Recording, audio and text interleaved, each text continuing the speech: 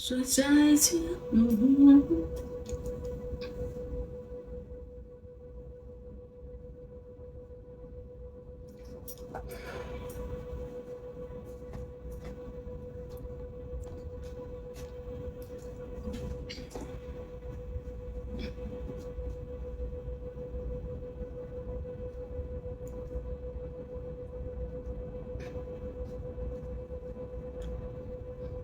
กอเพิ่งบอกน้องตาตุ๋ยไปเลยจะโอไปเลยว่าห้องพี่กออะ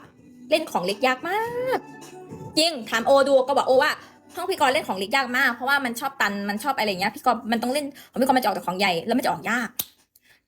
มันเหมือนเป็นข้อเสียของการแบบเหมือนคนในห้องแบบเหมือนเขาเวลาเขาแบบมีหรืออะไรเงี้ยเขามากดเล่นบ่อยไปเติมตุนไม่ไว้ฮะไปเติมตุนไม่ไว้ฮะ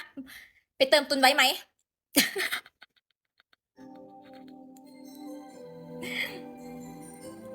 อ๋อไว้แบบโอเค let's go ทุกคนได้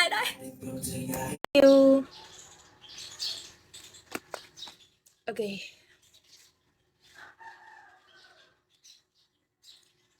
after magagalit yan si ano pag kiss me lang yan pero maya magagalit yan na bakit nag-level ako ngayon nag-level up ako ganyan yung show Hi, Kityam, Dashen. Sisihin ako nyan. Hi, Ray. Oo, sisisihin niya ako nyan. Hi, di hello.